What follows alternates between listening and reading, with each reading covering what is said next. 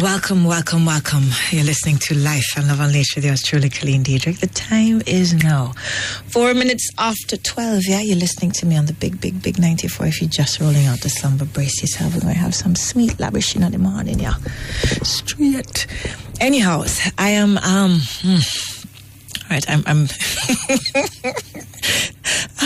all right, let me get into what it is that I'm going to be talking about. At least one aspect of the conversation I'm having this morning. I am looking at, last week, I talked about, the mentality that women have, some women have, towards men and relationships, in a bit to showcase how it is that we keep repeating the patterns, the negative patterns that we say we don't want, primarily because that's all we're focusing on, the things that we don't want, yeah? Tonight, or should I say this morning, I will be talking a little bit about the men and their mentality towards relationship. I will also be touching base with my very special guest later, Patrick Crown, right? And he's going to be talking to me about his perspective, his take as to why it is that, persons end up in toxic relationships, yeah? So it promises to be interesting conversation this morning. Anyhow, so, as usual, I throw out my conversation, right? Throw out the topic just to get my little informal poll, my informal feedback thingamajiggy going on. I had a conversation with a few men. Let me tell you the numbers to be precise. I spoke to 10 men, just trying to get their feedback in terms of how it is that they, currently saw relationships, right? So let me tell you the age range. I spoke to men between the ages of 25 and 55, right? And pretty much what I was asking them is this, relationship-wise, what do they expect? And what do they think is plausible nowadays, right? Things got ridiculous, absolutely ridiculous. Out of the 10 men that I spoke to, 7 said that, boy, look here now. Instantly, they started talking about it. It seemed next to impossible to find themselves a good woman here in Jamaica.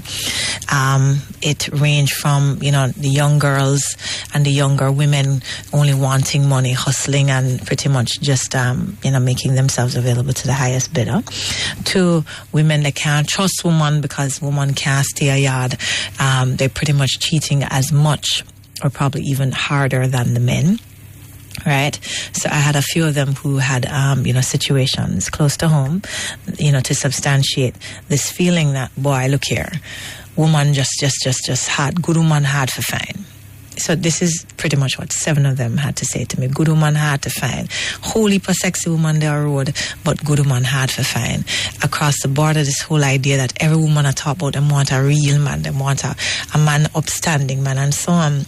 And I heard, again, 9 out of them saying they don't understand what is this thing that women talk about. They want real men. When you actually go out with a woman, or you're there session, you're there dance, you're there party, they're out somewhere, at, an office function, whatever, a church, and you meet someone, you look at them and you think to yourself, wow, yo, she look good, right? You actually approach her, you start a conversation, yeah? And then from there, if things advance, you're getting to know. Bridget said, look, now you finally get to the place now where things get physical. And he says, for him, he's had too many occasions where the woman is taking off the body parts that you are in love with. So I say, explain. Him said to me, him see this woman, right? And she looked like she have a B cup, breast-wise, right? So she looked fairly buxom to him. She's small framed, and there is a B cup breast thing happening, curvy, and all of this good stuff. And by the time he took her home, the breasts came off. Okay, and so the B cup came down to an A cup. Very little cleavage. A cup, and all of the other things. She was taking off the eyelash, she was taking off all of this stuff. And so he's saying to himself, by the time she shed and he looked at her in the morning, he's saying, but this isn't the woman that I've been, talking to. This isn't the woman that I've been courting. How is it possible that you could have hidden your real body from me, all this time? He said, one of them told me by the time the woman done wash off the makeup and thing, her complexion was easily 3 shades darker than the makeup that she had on. So so what I was hearing is a lot of them can't deal with the fakeness. Women always are talk about how them are a real man, but a lot of them, the whole heap of fakeness, the fake nail, the fake hair. Next one is listen to me. The woman have about 50 pound a hair, him swear to God, about $100,000 what we call them now, Brazilian hair she have on her head. And so he said when he saw her and he thought she was, she was cute and so on, but he said when he actually looked at her and he realized, but hold on, all of this is fake hair because she looked as though she mixed, right? So he said from behind he actually thought, maybe this is her hair and stuff. But when he looked at her, he said, no, sir, them hair and look like them could have possibly real. So he related a story about being with someone who lived in the weave them, spent an inordinate amount of money on weave every however often you change the weave or whatever, right? So his thing is to say, it has become so difficult to look at a woman and actually appreciate her natural beauty because so many of them are fixated on the fake stuff. The fake, and next one say, the eye them catch him. Okay? He met this girl and her eyes were hazel. And he thought, oh my God. I mean, they were pulling him in. He started having conversations with her just to realize one day she popped them out. They were contacts. So pretty much what I was hearing from the men is, it's hard for me to trust what, impacts me first, which is the visual. I will see a woman and I think to myself, whoa, she's hot. But then there are so many things that when I actually take her home that she starts taking off that I realize all of these things were fake. All of these things were fake. I had a conversation with my guest, the initial interview, and he was talking about just women putting on the camel toe panties. Like, this whole thing now you're trying to make man believe that the vagina look fat and all of this foolishness, right? And so he's saying, you just cannot trust what it is that you see initially. Women buy panties that have bottom, butt paddings and so on. So creating the impression that they're a whole lot heavier in the back end than they actually are. So the gentlemen were saying this is a challenge for them. There is the gold digger, right? The gold digger, and somebody went as far as to say it's not specific to just the younger women. There's a tendency for us to believe that it's a woman between 25 and 30, or maybe 35 at best, that's trying to hustle the man. She looking at the fact that boy, her body's still nice and prime, she not have no picnic yet, whatever, all right, and she can dig him down for some money. But he says he's encountered women in their 40s who actually this is a lifestyle for them. Anything can happen for your party as long as you're prepared to pay for it. So what I was getting across the board, okay, was pretty much how difficult it is for them to find a woman of substance, primarily because of all these different things that they've encountered, yeah? So I'm listening to them with great amusement because the stories are hilarious, absolutely hilarious in terms of the things that they've encountered, yeah. And I'm saying, one virgin was telling me about just his friend and a situation that his friend his friend found himself in, being with a woman. And pretty much finding out at the end of the day, after he sent her to school and all of this stuff, finding out at the end of the day that really and truly she wasn't in love with him, she was actually in love with his best friend. Yeah. So after the man spending money and him sent her through med school, Miss Lady decides that this isn't working. As soon as she graduates, she decides that this isn't working and she leaves, just to find out on the show that, she and his best friend ran off to the States somewhere, right? And so I found from I had said 7, out of the 10 men, 7 who felt as though it was next to impossible to find themselves a good woman here and felt disenchanted, felt as though, boy, look, them have to go somewhere else to go. You can find girl to play with. You can find a little, something for kill the night and pass the week, pass the months maybe. But in terms of something substantial, it could be extremely difficult, yeah? It can be extremely difficult. Now, the other 3 men that I spoke to, And surprisingly, well, I shouldn't say surprisingly, I had one male in there that was young. And when I say young, for me, he was 27. The other two were older men. They were at the older end of my what you call it, or my study group, my cohort. That's what them used to tell me at school. Anyway, right. They were at the higher end, right, in terms of age. No, so both men were in their 50s, and the one gentleman that was 27. And so pretty much what I heard them saying is they've gone through the gauntlet, encountered some of what it is that the other men, made reference to. They've encountered the gold diggers. They've encountered the ones who, the scammer them, right? They've encountered the ones who weren't there emotionally, who weren't available. They encountered the fake ones.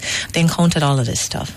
However, they felt as though they had learned from their experiences, and it kind of changed the way that they approach this whole relationship thing, kind of changed their expectations, changed the things that they were looking for. So much so that they were able to actually find a woman of substance, yeah? The 27-year-old was married, said that he had been married, for 2 years. He had been seeing the woman easily his wife had been seeing for about what? I think he said he had been seeing her for about 3 years. So they courted for a year. He proposed. They got married, and they've been together, he said, for 2 years. And for him, he said his first couple of experiences were devastating because, he walked out there open to love and feeling as though, he's not trying to dog out nobody. He wasn't trying to play the field. He really was just, trying to find somebody, who he could journey through life with. So he said his first set of relationships were devastating, absolutely devastating. He went out there looking for love and ended up just getting hurt massively so. And he said, for a year, he kind of pulled in. This is after the second hurt, him pulling, decides, boy, all right, look here. Maybe me if I stand down from the dating game. He said, well, not so much the dating game, but the relationship aspect of it. And so he said he just started to cut through him, just started to cut and go through. Everything gets slew, everything gets sliced up. Him make everybody know I'm not available for a relationship. However, I am, physically I find you appealing. After a while, I don't mind spending time with you. So if you're down for what I'm down for, then let's go. And he said, after coming out of the emotional heartbreak, it was a sweet reprieve. Those were his exact words, right? Being able to just sleep with women with no attachment, no anything. And for a while, he figured that, all right, look here, this is just the way I'm going to deal with it. It was light, it was easy. At the end of the day, he didn't feel as though he had anything to lose. It's either, yes, she either live for the sex or she not live for the sex, period, full stop. And then there's always somebody else, yeah? Now, he's fairly successful. For a young man, he had finished his master's and so on early. Had himself a really good job, so him have the trappings of success going on there. Him have a decent car, he had paid for his house, he said, all of this stuff, yeah. Young and spiffy and moving through the company, that he's a part of. So he said women found him appealing. So making the one night stands was easy breezy stuff. And then one day he said, I think I want more. There has to be more to it than this, and I want to avail myself to it. So he said, strangely enough, he started to slow down. So he wasn't sleeping with as many women as, the numbers. He started to scale down the numbers. And he said he met someone at one of them business something or other, right? It's one of, what do you call it now? One of the business fun day or the get together, one of the socials. He met this woman, and they started talking. They started hanging out. And he said he made a conscious effort to delay the sex. Him not gonna make no sex go on, right? Him just like go on chad and delay the sex and see what can happen. He said it was probably the best thing he ever did because this woman, eventually became his wife. So he said during the time now for him, he said he saw all these things. He saw the gold diggers. He saw all of the things that the men were complaining about, the fake women and all of this stuff. But he said it became more important for him to start to fine-tune in his mind what it is that he actually wanted, because he said in the initial stages, he wasn't really certain what he wanted. He knew himself did want a woman though. Right, and little sex have to go on in night and thing, and maybe, them can end up in a relationship at the end of the day. But exactly what it is that he was looking for in a woman himself, never did spend the time to fine-tune that thing there. He was going more from a place of what he found visually stimulating. And if, she was sexy enough, she was cute enough, whatever it is, whatever criteria, he needed to satisfy, then and only then he gave himself an opportunity to get to know someone. He said at the time he felt that he was very superficial when he was younger, because she'd have a hot. Yeah, man, she'd have to grab him, them girl there, right? And so he felt as though that's the reason why he ended up in the situation that he did. So for him, it was all a massive experience leading him to the place that he found himself true love. So he says being in this marriage has changed him, exponentially, and just the experience that he's able to have being with this one woman. And when he compared that to the lifestyle of being with all and sundry, right now, him feel as though he's in something that actually makes sense to him, something that he want to come home to. Him still want to come home to his wife, The older gentleman mirrored his story. Having had the experience, one said he finally settled down in his 40s, in his early 40s. Himself, for him, it was more important to play the field than it was to settle down. He never cared if them was gold diggers. He didn't care if them was hoochie mamas. He didn't business. He was just having his fill, period. And it took him up until 40 to finally decide, okay, all right, look, we're done the road, we're done the road. And he said he stumbled upon that. Him actually meet a woman that moved him. A woman who was determined that them wasn't going to get physical, none at all. And it started out as a challenge. Him challenging himself, so, look, I'm going to give her 2 months or 1 month and change. I must cut through this militance what she put up and Ray. But he said the more time he spent with her is the more he, this had an opportunity to get to know her. And he said this was the first time he had done this in his life. So to sit here and say that there's no good woman out there, I'm saying also, for him, he's throwing this question out there. How many men have given themselves the opportunity to get to know a woman? Because him knows that there are lots of men who approach relationship, women and sex the way that he did. It was all about the physical. All about the physical. He looked for women, who he found attractive. And then he moved in for the kill. So he didn't give himself an opportunity to get to know them. He wasn't trying to find out what was going on in them head. Him just know, say, yo, she fine, She fine. I'm going to run in and get what it is that I can get from her, isn't me? So at the end of the day, he never gave himself an opportunity to get to know them. So he said it would be unfair for him to now say that there are no real women. And so he feels as though the men who are saying this have never given themselves an opportunity to get to know women. So that was his take. The last gentleman said, and he was 55. Last gentleman said, he agreed with what it is that the other gentleman said. This is the other 50-year-old, right? What it is that he had to say. But he was adding a dimension to it. He said for him, he did nothing in his upbringing taught him what he was supposed to be looking for. Yeah? And so the music said to him that is the woman's shape and her body and them thing that you want to stay a good woman. And so for a while, he was only checking stay a good woman. You get what I mean? But he ended up being attracted to the women who were needy. The women who need the bills to be paid, the women who constantly need you to pay for the supermarket and them something. They say he said he spent his all of his 30s a married woman. Back to back to back, there was another situation, another waiting him. Then he said when he finally decided that, all right, look here now, this is all that woman want, that is when he pulled in. he pulled in and he started to look at himself. Why is it that I'm only attracted to the woman them who have beg me things? Because he said he was comparing himself to his friends who were dating women who, were employed, were going places, ambitious women who were doing for themselves, independent women. So why is it that he found himself in a situation where everybody in pickup need help? He became the Salvation Army, right? And so he said he stopped and he started to look at what was informing that. And he said for him, he discovered that it was very important.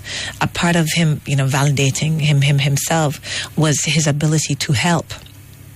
He felt good about himself every time that he was able to help somebody, to square her shoulders, to become better than, she thought herself to be, right? And so this is the trap that he fell in. So after a while, him stopped and him said, no. There's nothing wrong with the women. It's not a situation that they're all gold diggers. I have been attracting the needy women. So after him spend some time and do some work on himself, he went out there now a whole lot clearer in terms of what it is that he wanted. He wanted an independent woman. And he said, when it is that he fine-tuned his search, he actually started meeting women who had substance, who had them own thing and was interested in getting to know him and not his pocket. They had not interested in how much money him having in the account and stocks and bonds and thing. They actually wanted to get to know him. So he said it took him all that time to recognize his pattern and to come to the realization that it had nothing to do with the women and the availability of good women. It just had to do with where his headspace was. So when I'm listening to them talk, I'm saying, wow, 7 out of the 10 are, of the impression that, boy, it's next to impossible to find yourself a good woman here. If no matter the age group that you're looking in, one went as far as to say the young one, them a gold digger, them don't know themselves, right? So they're pretty much just sampling the field. You can't hope to have anything substantial with a younger woman because she's busy exploring. She's trying to find out, who she is. She's trying to expand herself sexually and so on. So it's all about Peter today, Paul tomorrow, and John next week. So for him, he felt as though the younger women had a propensity to cheat. You know what I mean? Them are going to end up rolling out of the one night stands and all of this kind of stuff. So for him, he said, oh, hell no. He wasn't trying to do that. He wasn't trying to get himself into that kind of situation. It was more important for him to, to be with an older woman. He said, no, the issue that he had with the older women is that them have baggage. They would have had, major relationships already. Them have children, probably, some of them are single moms and so on. Sometimes feel like them did beat her though. The bigger woman, them did beat her star, and every time you talk to them, the opposition that you were met with, the resistance, them I tell you, oh man, not good and this and that. So even when he went there with good intentions, none of these women, he said he felt could trust him. So for him, this was the situation. Him say it was a catch-22. So him say, boy, him decide say, yo, I'm going to park him heart, Him going to park him heart because it not look like it possible for him to find no sensible relationship. The younger ones, them still trying to find themselves. The older ones still hurt and preoccupied with the past and think, are now at the place where they're broad brushing this men and relationships and so on, right? So this is how he quantified. So him say, boy, I'm just sit down there and tread the line. I'm still hopeful. I'm still a look for say, boy, if maybe something him can surprise himself and actually pick out something sensible out of the lot. But right now, as it stands, I'm not really certain say nothing good out the road. So when I looked at the conversation I had with last week, when I was talking about just the mentality that women have towards relationship, I felt as though it was mirrored by the men. A lot of men felt, at least out of my little sample group, so let me just be specific here, my little sample of 10 men, the majority of them felt that it was difficult for them to find a sensible relationship on the basis of, some of the things I identified earlier. It was next to impossible to pin down a woman that wanted something sensible, that felt as though, it was possible for her to get this thing. Yeah? And so I'm looking at it and I'm saying to myself, if you have, a good set of women who have bought into this idea that it's next to impossible to find a good Jamaican man, a good black man. And then on the flip side, you have men who are also of the belief that it's very, very difficult. It's like finding a needle in a haystack, looking for a woman of substance. Then where does that leave us? Where does that leave us? If both sides, pretty much standing on the opposite end of the spectrum, right, and saying to themselves it's next to impossible to find anything over there, then what do we have? You know what I mean? What do we have? Is it possible for us to actually find this love that we say we want? Is it possible? So yeah, I'm going to throw that out as soon as I come back from this music break, so y'all can give me a collie. All right, I soon come back here running off to some music.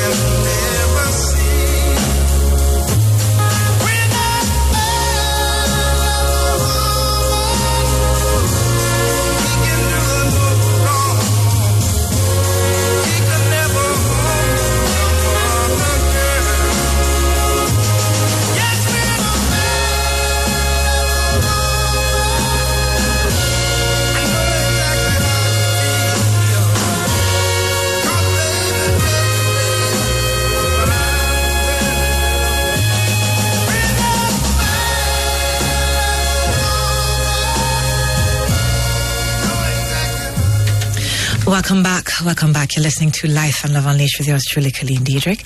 The time is now 12:32. 12:32. Can you believe it? Almost half an hour since the show started. Anywho, let's jump right back into it. If you're just joining me, I have on telephone my guest for the morning. His name is Patrick Crown. Now, Patrick is a lecturer and entrepreneur, right? And he's going to tell us and a budding author. So, before we get into what it is I intend to talk to him about, I want to get his take on, how it is that I started the show, looking at, the mentality that some men have towards women and relationship, believing that it's next to impossible to find a woman of substance. Yeah, I did a little informal study, I spoke to 10 men just trying to get their take on relationships and women, and pretty much their age range was 25 to 55. Yeah, and what I was hearing, seven out of the 10. Hello. Hello? Yes, okay, I heard some talking in the background. 7 out of the 10 pretty much said that it's hard to find a good woman here because the majority of them are gold diggers. The other set don't know what it is that they want out of life. The other set upon the scamming thing, right? So in order to find a good woman, what you're going to have to go through, the weaving and the up and down, it's going to be just very, very frustrating. And each had a story to substantiate, his stance.